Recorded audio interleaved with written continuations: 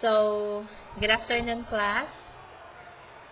Since prelim is fast approaching, so it will be next week. So I've made this audio presentation to explain some parts in Module 3. I will also upload my explanation for Module 1, 2, and 4. So, for Module 3, there are 4 topics. We have the types of communication, the levels of communication, speech act, and Philippinism. So, for the types of communication, there are 2 main types. We have the verbal communication,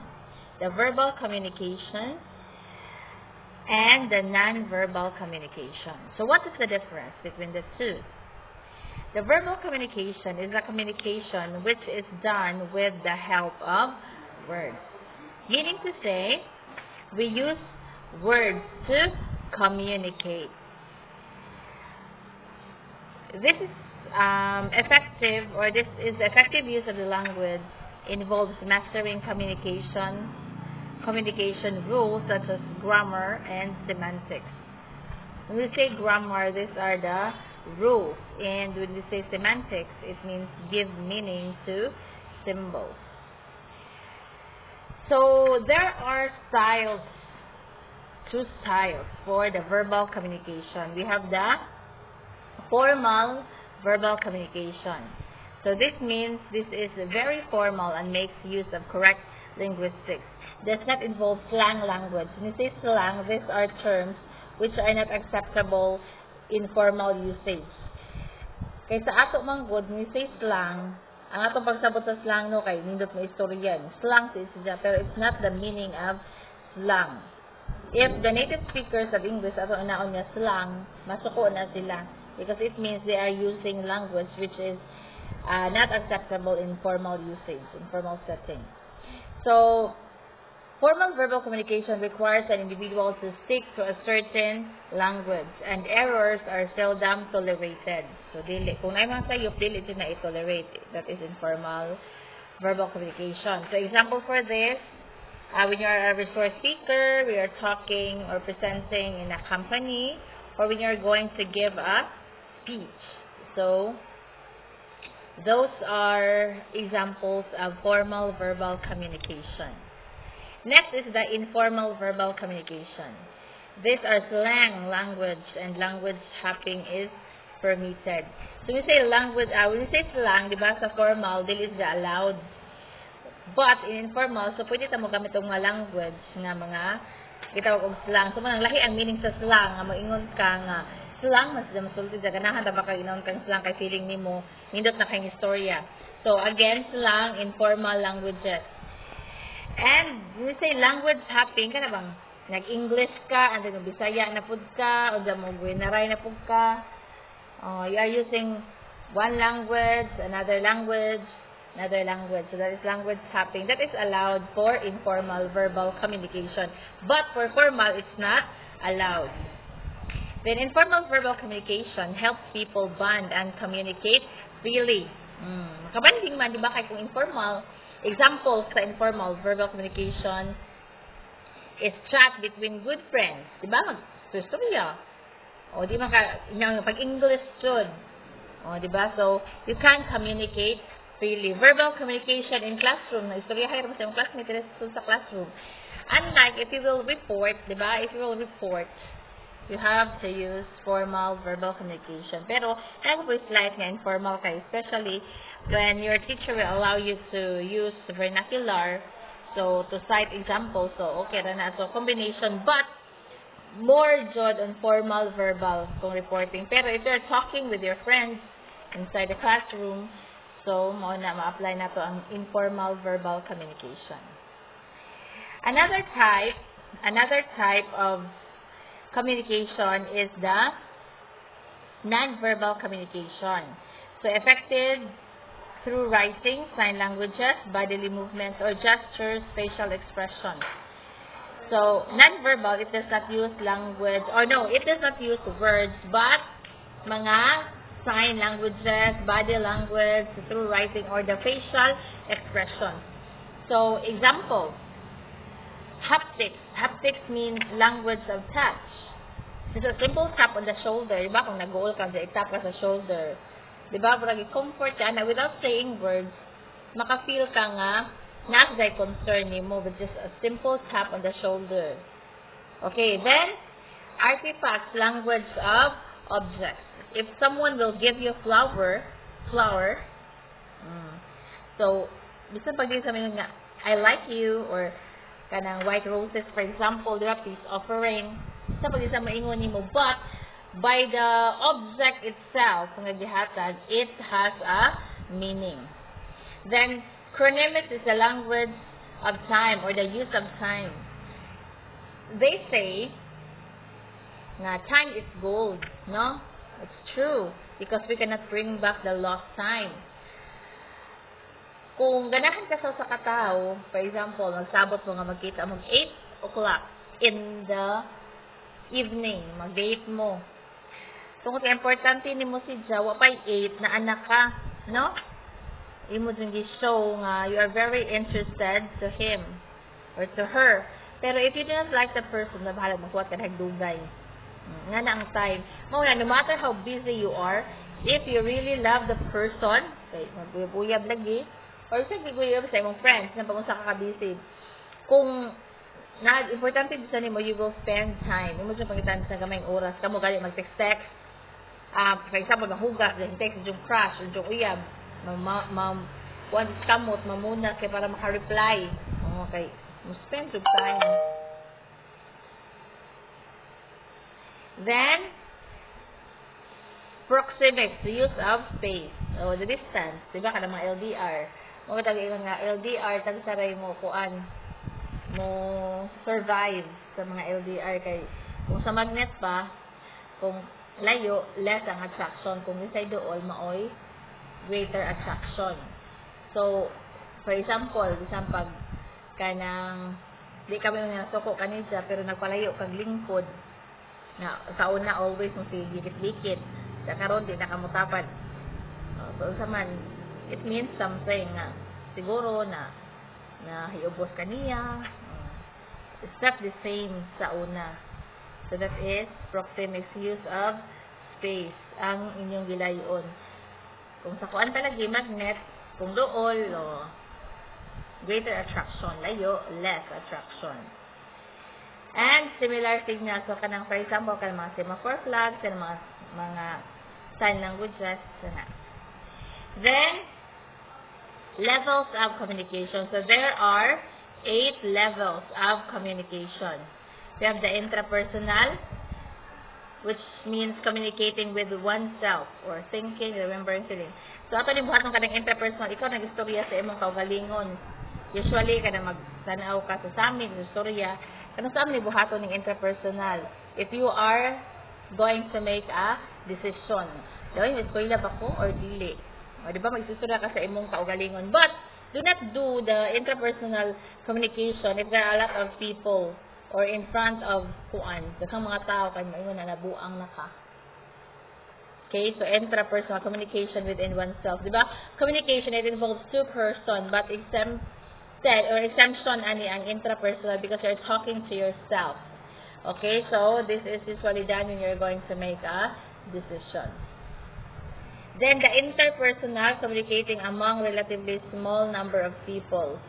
Dyadic or small group communication. So interpersonal na kay istorya. Okay, so pwedeng duha or tulo. Or small group. Okay. Then public communication between a speaker and an audience. So for public communication, usually what is the response madungog orally from the audience para nang maghatag ang speech in front of kuan. Okay, that is an example of public communication. Makakuan na ka nga sa ilang feedback through their facial expressions or sa ilang mga gestures na boring na sila, nag-text na uban na naminaw. Okay, pero dito sa interpersonal, mag-exchange mo na og messages, di ba? Storya. Okay, the usual conversation with your friends, Okay, that is an example of interpersonal. Sa public, wa si jay response usually nga madungo gawas kung kanay mga open forum. Okay, then mass communication, communication via the use of mass media. Okay, such as radio, television. So it's very self-explanatory. Mass communication using the mass media, so TV, radio. Okay. Then, mga kuan pod, mga newspaper. That is an example of mass communication. Then communication technology, communication using information technology.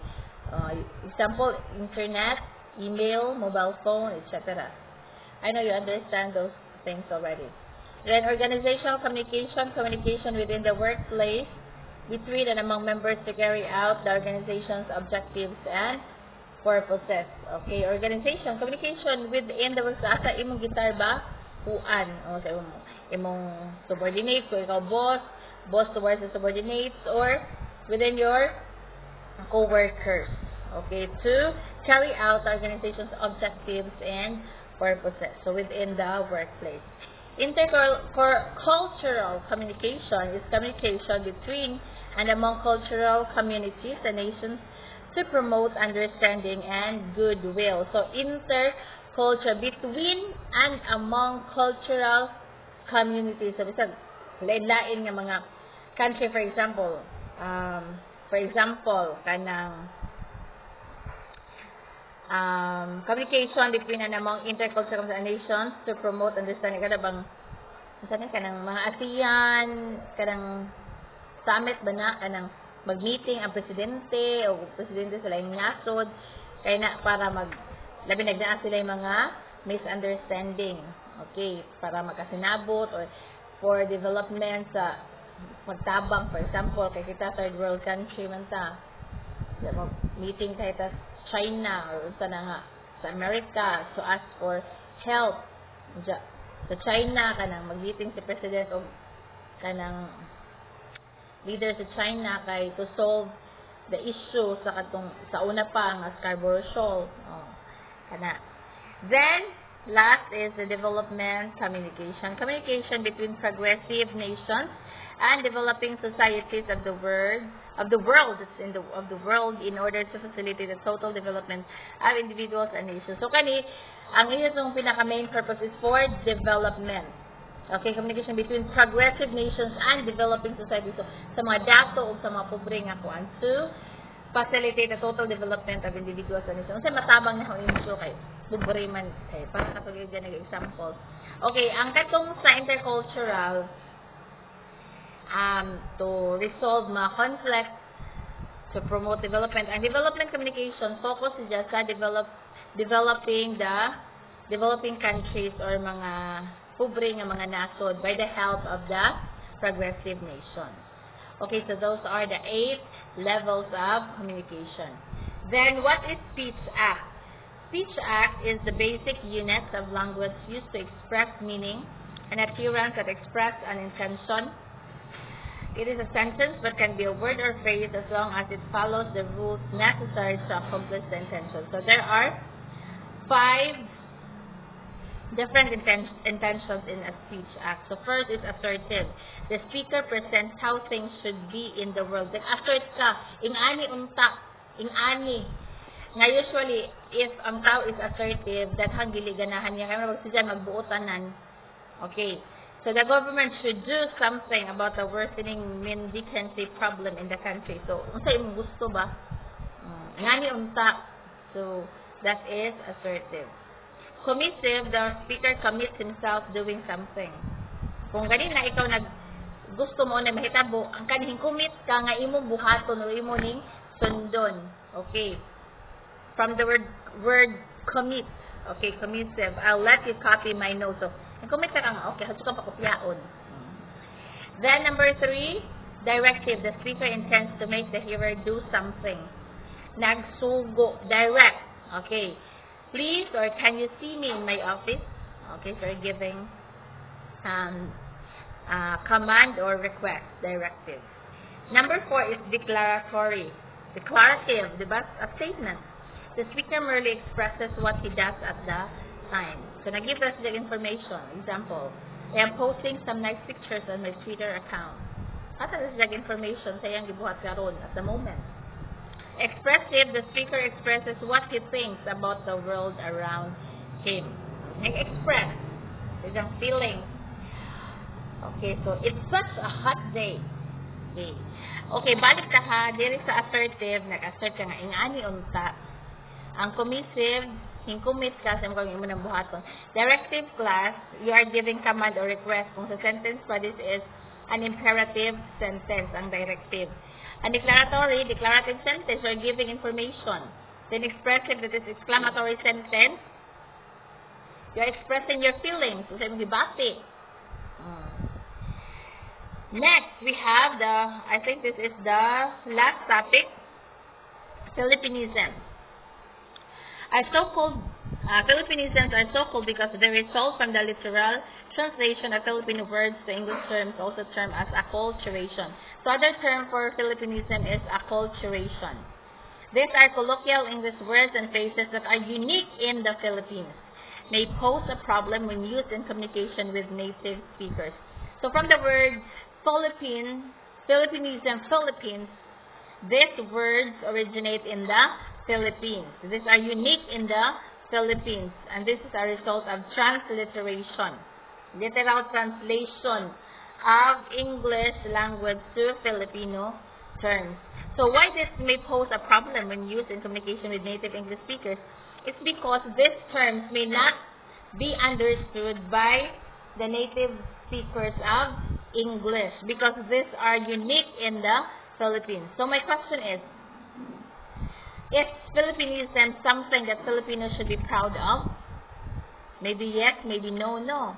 Kay yes, kay ato man ang hinimo. But take note that Philippinism is, for us, it is correct, but it is grammatically wrong. And we are always using Philippinism that we don't know that it's Philippinism na din na.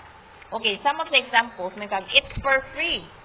That is Philippinism. What is the standard English for that? It's free of charge. Okay, it's free. It's Philippinism. Pero ang sakto jud, if makistorya ka mga native speaker, it's free of charge, especially kung formal conversation. Then, take out or take home. Order ka, sani, take out. But it's not take out, it's to go. Diba, ito ka sa Jollibee. Ang sabi ni ma'am, or saan ni sir? May na ba no, dine in or take out? Okay, may yung bukag take out. But the correct term for that is to go. Pero may yung bukag to go, wapot kasabot ag kuhan siguro tindira. And, kung may dine in, it's not dine in. Dine in is Philippinism. What is the standard English for that? That's for here. Okay, for here. Arriba. Okay. So, take note on that. Kaya wala diri sa suwat. Ako na nag-iyaw-yaw. I-appeal in house prelim exam. Next is fall in line. Philippinism term, fall in line. Okay, fall in line na. May mga pictures, no? Fall in line. Correct. We are in the Philippines. Pero, na lagi problema kung mga formal conversation or makikistorya ta sa mga native speakers kay wrong man na. Ang sa may sakto, stand in line or form a line. You can fall from a tree, fall from your friend, but you can never fall in line. Okay, take note on that. That's stand in line or form a line. Then, Philippinism term, I'll go ahead. I'll go ahead, no? Very common. Pero ang sakto today, Ana, is I have to go. By the way, kung i-correct na ba tanong kay mura tag ganahan kay mo na may naanda lain na pud uy mo ingana to go. Ayaw mag-ingon good kay nam tas Philippines. Di po masabtan siguro sindira kung moingon lagi. Asa ni dine in or take out? Yung correction ng tindira. Dili. Okay, you have to adjust. Okay, then we have napkin. Napkin is Philippinism. The correct standard English is tissue. Okay. Tissue. Ang napkin po nato is kanang napkin nga kung mag-menstruation ka. Pero may table napkin. So, ang sakto day ana is tissue. Pero never kanang ayaw i-baylo po kag mapalit kong tissue po. But ang imong gimin is napkin nga pangrigla ha. Lahi na napkin. Napkin gimin dire sa Philippines is table napkin. Nga ang correct niya nga standard English is tissue. Then next week. Di kami. Kung saan i-submit? Next week. Next week. No. Ano na wrong man na. Redundant tago na next. Maor ba na ito? Unsa may sakto? Week after next. Pero sa i-submit ako ayaw basta mo week next week, so you will say sa sakto week after next. Then for a while kadiyot sa no, pero ang sakto na is please hold your line. Another example kana sa ato open the light. Di man na open the light kay maabli na. What is the correct term? Turn on or switch on. And then close the light. Murag tutahan. Sa may sakto. Turn off or switch off the light. Another kanang no parking on both sides. Of course, a vehicle cannot really park on both sides. Usaram sila mga parkingan. Mura ba na yung mga signage sa ato? No, wrong din na. Kung sa may sakto. No parking on either side. No parking on either side. Another, kanang commute. At ang pagsabot sa commute is we are riding a public vehicle. Kunya, what na commute di ay kung magsakay sa galing sakyanan. Commute means you are riding towards your destination. You are not walking, you are not running, you are not swimming, you are not making baktas, no? That is commute. You are riding either public or private vehicle. Okay? Those are some of the Philippinism terms na we are using most of the time. Kaya wala man sa kayo mga Philippinism din na. But anyway, we are in the Philippines man. Okay, another problem is brown out. Ang sakto sila na is black out. Pero mo justify mo ba kayo mo brown out marag na certain area ra. When the black out marag dako sila scope or coverage sa way suga or napag ang kuryente. Okay, so mo na to siya. Ang topic sa module 3. So I hope na mo na learn from my presentation. And please